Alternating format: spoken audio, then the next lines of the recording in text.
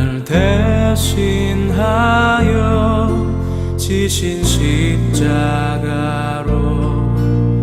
은혜 구하며 지금 나갑니다. 연약함 벗고 보혈 힘입어 겸손히 나갑니다. 날 대신하여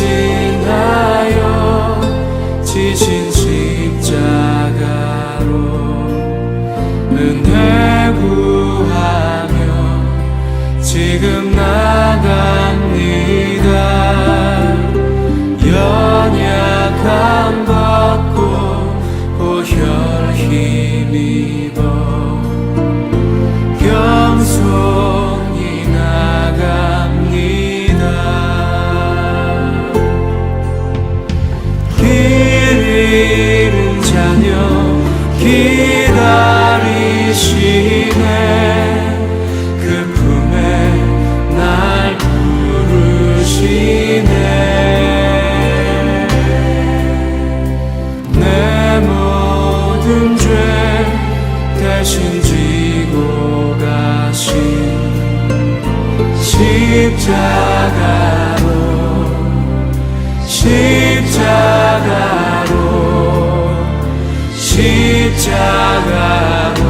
갑니다.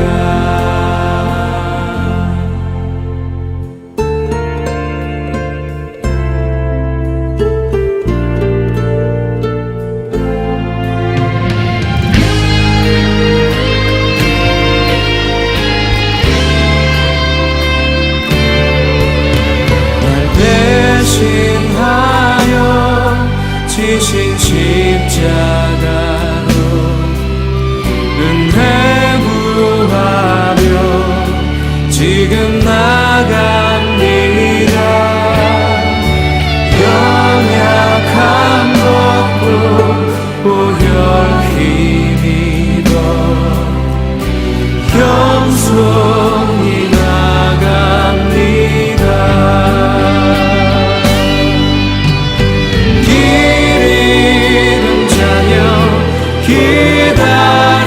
기다리시네. 그 품에 날 부르시네. 내 모든 죄 대신 지고 가신 십자가로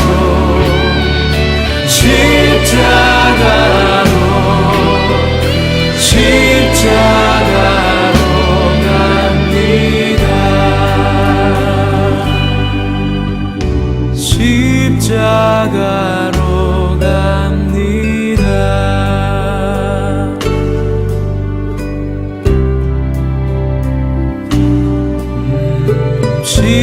십자가로 갑니다.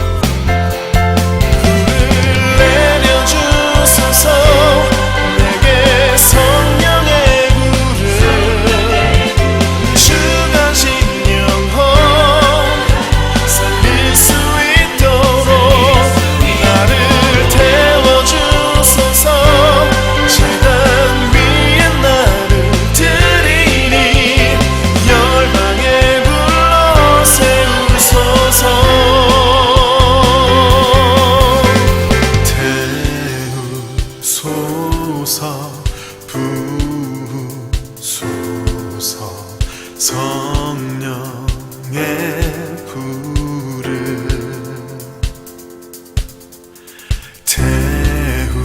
태우소서 부으소서 성령의 불을 태우소서 부으소서 성령의 불을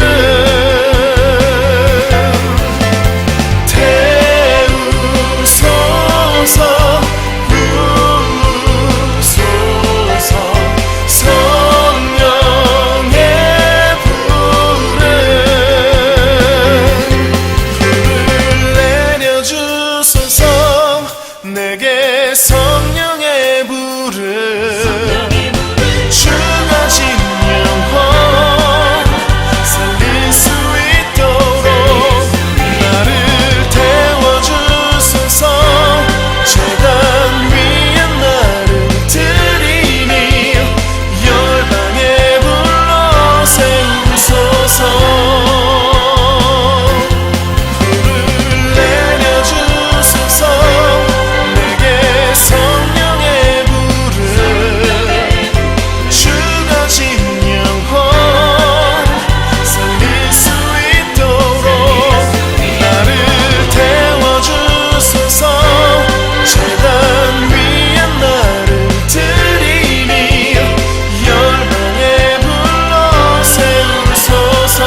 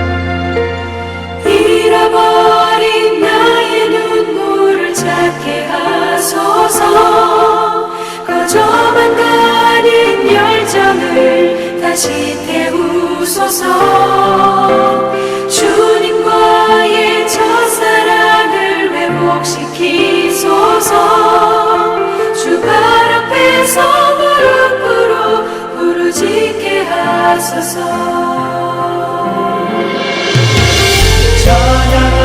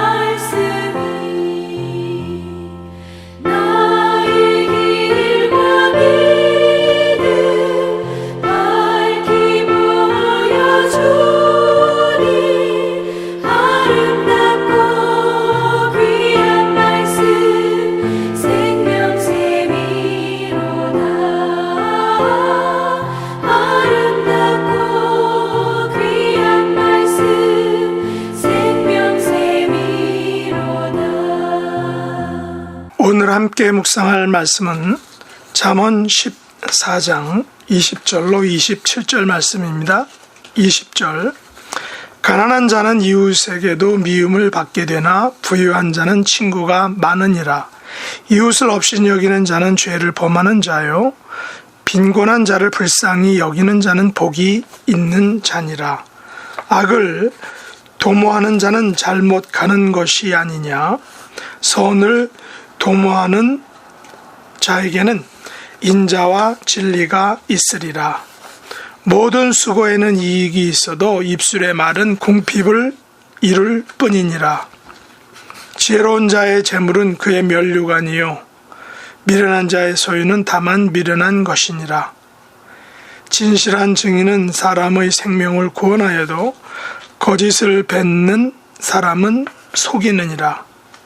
여호와를 경외하는 자에게는 견고한 의뢰가 있나니 그 자녀들에게 피난처가 있으리라.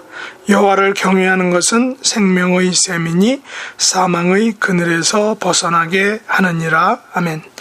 오늘 말씀의 제목은 여호와를 경외함의 유익입니다.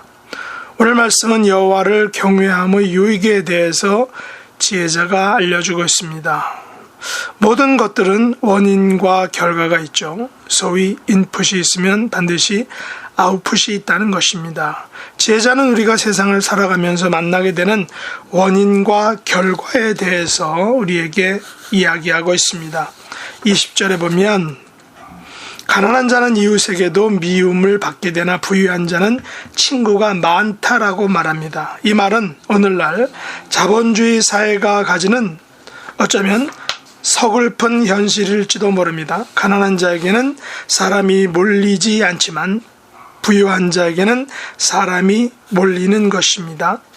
물론 이런 몰림 현상이 단순히 재력이 있냐 없냐의 문제일 수 있습니다. 다시 말해서 부유한 사람이 가난해진다면 옆에 있던 친구들은 모두 떠나버리게 된다는 것입니다.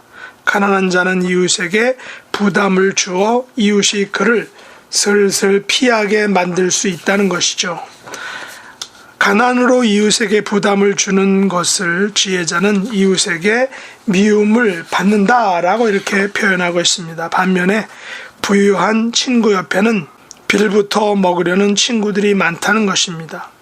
그러나 이 같은 친구들은 사실 가난해지면 쉽게 떠나기에 진정한 친구라고는 할 수 없을 것입니다.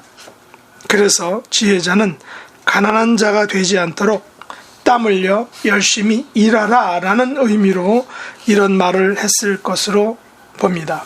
또한 지혜자는 부와 가난의 문제에 대해서 추가적인 교훈, 더 깊은 의미의 교훈을 말하고 있습니다. 21절에 보면 이웃을 업신 여기는 자는 죄를 범하는 자요 빈곤한 자를 불쌍히 여기는 자는 복이 있는 자다라고 말하고 있습니다.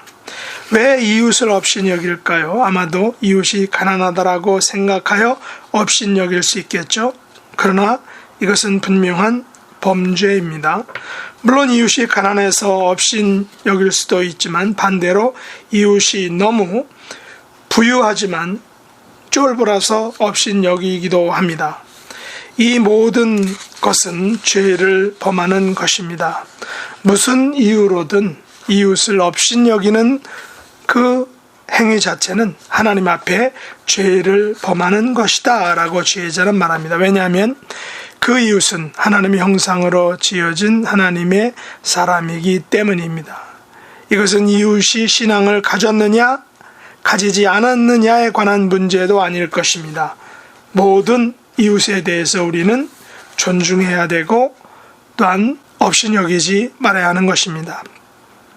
반면에 빈곤한 자를 불쌍히 여기는 자는 복이 있다라고 말하고 있습니다. 빈곤한 자를 불쌍히 여기는 행위가 무엇일까요? 빈곤한 자를 불쌍히 여겨서 그를 남몰래 물심양면으로 도와주는 행위, 빈곤한 자를 불쌍히 여겨서 자신의 것을 나누어주는 행위, 빈곤한 자를 불쌍히 여겨서 함께 짐을 나누어주는 행위 등등 그 방법과 모양은 다르지만 빈곤한 자를 위하는 마음과 행위에 대해서 하나님께서는 반드시 복 주신다. 그 사람에게 복이 있다라고 말하고 있습니다. 이것은 하나님의 약속입니다. 그래서 오늘날 많은 non-profit organization, 비영리 단체들은 이런 하나님의, 이런 지혜자의 말을 근거로 해서 자기의 이름을 내세우지 않고 모르는 사람들에게까지 많은 선한 영향력, 빈곤한 자를 불쌍히 여겨서 물심양면으로 도와주는 일들을 많이 하고 있는 것입니다. 만일 빈곤한 자를 불쌍히 여김으로 이 세상에서 복을 받을 수도 있을 것입니다. 사람들은 덕을 쌓아 복을 받았다라고들 말하기도 합니다.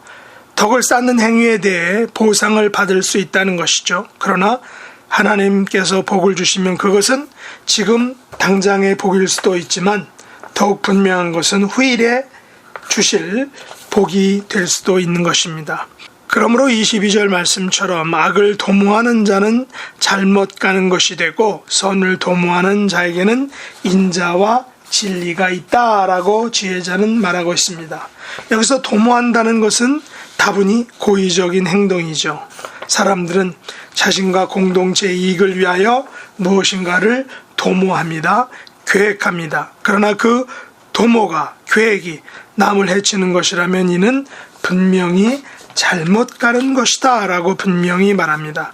지혜자는 악을 도모하는 행위를 잘못 가는 것이라고 표현하고 있습니다. 모든 사람은 인생이란 길을 걸어갑니다. 그런데 어떤 사람은 악을 도모하는 길을 걸어가고 또 어떤 사람은 선을 도모하는 길을 걸어갑니다. 그렇다면 잘못 간다는 것은 무슨 의미일까요? 결국 끝이 좋지 않다는 것입니다. 그 길의 끝에는 분명히 잘못 간 것에 대한 책임과 심판이 있다는 것이죠.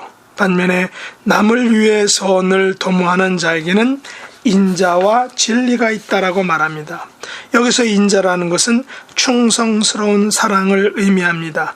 남을 위해 선을 계획하면 그 사람은 그 남으로부터 충성스러운 사랑을 받게 될 것입니다. 또한 진리가 남게 될 것입니다. 사람의 마음을 사는 것은 어렵습니다. 그러나 남에게 선을 도모하고 선을 계획하면 그 결과는 다른 사람의 충성스러운 사랑을, 마음을 얻게 되는 것입니다. 이처럼 남을 위해 선을 도모하고 계획하는 모든 수고에는 이익이 있습니다. 충성스러운 사람을 이익으로 받게 되겠죠. 그러나 입술의 말은 궁핍을 이룰 뿐이다 라고 지혜자는 말합니다. 과묵한 것은 옛날에는 미덕이라고 생각했지만 오늘날의 과묵은 곧 오해를 가져오고 커뮤니케이션의 단절, 미스 커뮤니케이션으로 인해서 큰 안 좋은 일이 생길 수도 있는 것을 우리가 알고 있습니다. 그래서 오늘날에는 자기 표현을 많이 합니다. 그러나 말에 관한 한 너무 많은 말은 자신에게 불리함을 가져온다는 것입니다. 하지만 23절은 모든 수고와 말뿐인 것을 비교하는 것 같습니다. 열심히 일하면 먹을 것을 얻게 되지만 동화 속의 개미와 배짱이 이야기에서 배짱이는 일을 안 하고 말만 하는 것은, 노래만 하는 것은 궁핍만 가져올 뿐이었습니다. 잠언 기자는 가난의 원인들로는 인색함, 성급함, 쾌락주의, 억압, 편애 이런 것들이 가난을 가져오는 원인들이라고 이야기합니다.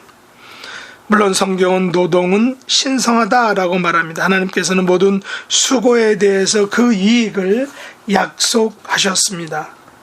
하나님의 자녀는 수고함으로 자신과 가정과 공동체를 위하여 이 땅에서 사명을 감당하는 사람들일 것입니다. 그래서 지혜자는 24절에서 지혜로운 자의 재물은 그의 멸류관이다 라고 말합니다.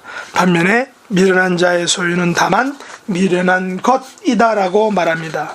아마도 지혜로운 자는 자신이 가진 재물로 빈곤한 자를 불쌍히 여기는 마음과 행동을 보여주을 것입니다. 선을 도모하는 일들을 계획하고 실행할 것입니다. 그래서 충성스러운 사랑과 진리가 함께하는 보다 풍요로운 삶, 보다 의미 있는 삶을 살게 될 것입니다. 그러나 미련한 자의 소유는 단지 미련한 것이 전부다라고 말합니다. 여기서 미련한 자는 재물이 없는 자가 아닙니다. 가난한 자가 아닙니다. 미련한 자는 가난한 자일 수도 있고 재물이 많이 있는 자일 수도 있습니다. 그러나 아무리 많은 재물을 가지고 있다 해도 그것을 빈곤한 자를 불쌍히 여기는 것에 사용하지 않고 선을 도모하는 일을 계획하지 않는다면 그 재물은 단지 재물 그 자체다라는 것입니다. 재물 그 이상이 될 수 없는 것입니다. 그래서 그는 미련한 자다라는 것입니다. 그 자기의 재물을 가지고 불쌍한 자를 도와주고 빈곤한 자를 불쌍히 여기는 마음과 행동을 한다면 그것이 자신에게 충성스러운 사랑과 진리를 가져오는데 그것을 하지 못했기 때문에 미련하다는 것입니다. 한국에 있는 경주 교동의 최부잣집 이야기가 있습니다. 이 최부잣집은 12대 300년 동안 만석군을 유지했다고 합니다. 그래서 10대의 진사를 배출한 저명한 집안으로 유명하다고도 합니다. 또한 이 최부잣집은 국내에서 보기 드문 노블레스 오블리제를 실천한 존경받는 집안으로 가문의 명성과 함께 전해지는 가훈이 유명한데 이 최부잣집의 가훈이 6개라고 합니다. 그래서 6훈이라고 하는데 그 내용은 이것입니다. 첫째, 과거를 보되 진사 이상은 하지 마라. 권력에 대해서 많은 권력 욕심을 갖지 말라는 것이죠. 두 번째, 재산은 만석 이상 지니지 마라. 너무 많은 재산도 어떤 면에서는 걸림돌이 될 수 있다는 것입니다. 그래서 만석군 이상 되지 말라. 또 과객을 후하게 접대하라. 제너러서티를 실천하는 삶을 살라는 것이죠. 흉년기에는 땅을 사지 마라. 사실 부자들은 전쟁이나 흉년 때에 자기 있는 가진 돈을 가지고 더 많은 부를 축적하는 일들을 행하죠. 사재기하는 것입니다. 그래서 더 큰 부자가 되는 것이죠. 그래서 이 네 번째는 흉년기에는 땅을 사지 말아라 라고 말합니다. 며느리들은 시집온 후 3년 동안 무명옷을 입어라. 무명옷이라는 것은 일반 보통 백성들이 입는 옷입니다. 그 다음에 마지막으로는 사방 백리 안에 굶어 죽는 사람이 없게 하라. 너무나도 교훈적인 것입니다. 이 같은 가운데로 인하여 오늘날도 이 최부잣집의 이야기는 많은 사람들의 입에 회자되고 있는 것입니다. 그러나 오늘 말씀의 가장 중요한 내용은 26절과 27절 말씀입니다. 다시 한번 읽어볼까요? 여호와를 경외하는 자에게는 견고한 의뢰가 있나니 그 자녀들에게는 피난처가 있으리라. 여호와를 경외하는 것이 생명의 셈이니 사망의 그물에서 벗어나게 하느니라. 경주 최부잣집이 기독교 가정인지는 알 수 없습니다. 그러나 그들의 가훈을 따라 살아갔기에 오늘날 사람들의 입에서 입으로 전해지는 것입니다. 그렇다면 여호와를 경외하는 자에게는 어떤 유익이 있을까요? 지혜자는 3가지를 의미합니다. 첫째, 여호와를 경외하는 자에게는 견고한 의뢰가 있다는 것입니다. 여기서 견고한 의뢰는 마치 전쟁 때 자기와 가족과 자기 재산을 보호해줄 완벽한 산성을 의미합니다. 세상에서 자기와 가족과 재산을 보호해줄 완벽한 장소가 있을까요? 아마도 없을 것입니다. 그렇다면 이것은 시편 기자들이 그렇게 고백했던 것처럼 여호와 하나님께서 친히 나의 산성이심을 의미하는 것입니다. 그렇습니다. 시편 기자는 시편 18편 2절에서 이렇게 고백합니다. 여호와는 나의 반석이시요 나의 요새시요 나를 건지시는 자시요 나의 하나님이시요 나의 피할 바이시요 나의 방패시요 나의 구원의 뿌리시요 나의 산성이시로다. 세상에는 요새와 반석과 피할 바위, 방패와 구원의 뿔, 산성이 있죠.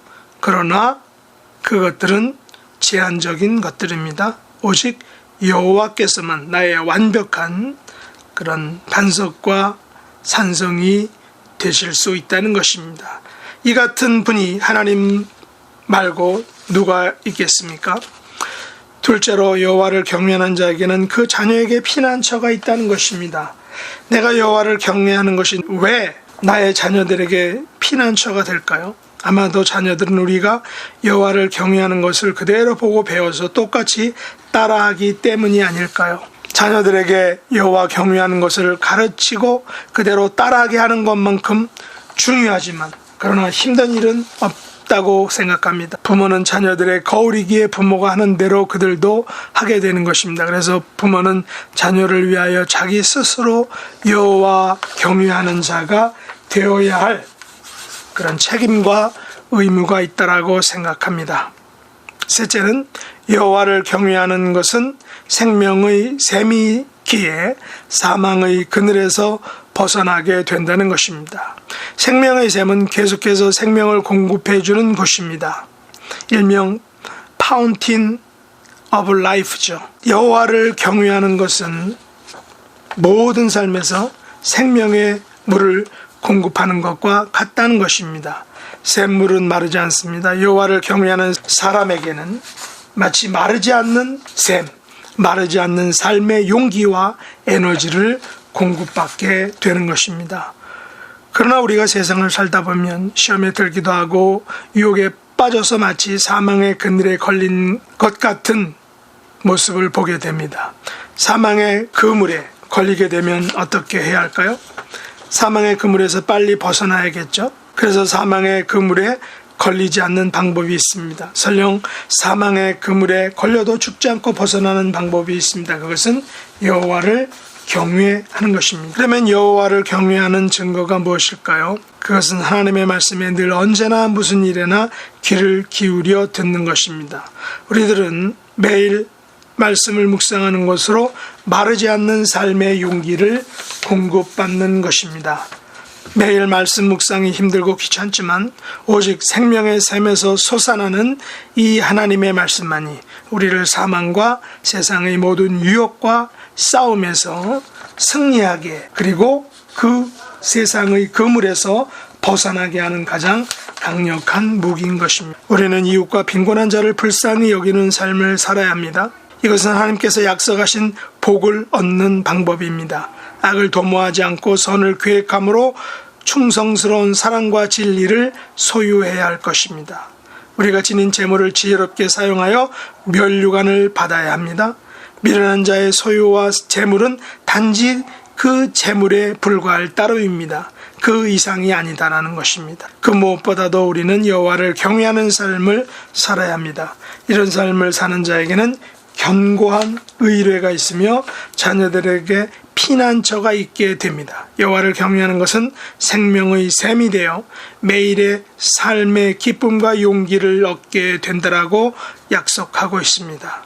무엇보다도 사망의 그물에 걸리지 않고 설령 걸릴지라도 벗어나게 해준다는 것입니다. 여호와를 경외하는 삶의 유익을 우리의 삶 속에서 맛보고 누리는 그리고 전하는 저와 여러분의 삶이 될 수 있기를 예수님의 이름으로 축복합니다. 기도하겠습니다.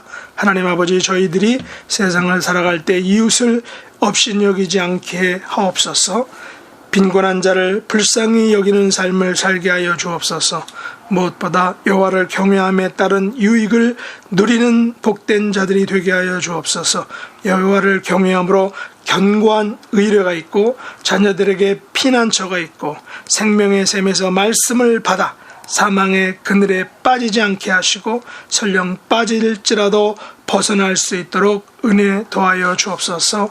예수님의 이름으로 간절히 기도드리옵나이다. 아멘.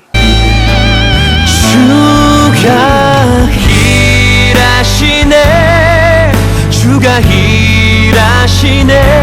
주께 아끼지 않는 자에게 주가 일하시네, 주가 일하시네. 신뢰하며 걷는 자에게,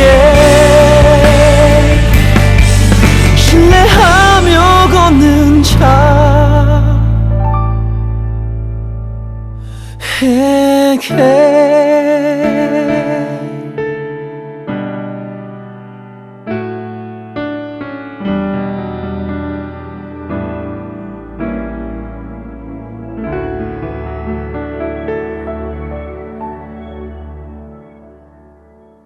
하늘에 계신 우리 아버지여, 이름이 거룩히 여김을 받으시오며 나라에 임하옵시며 뜻이 하늘에서 이룬 것 같이 땅에서도 이루어지이다.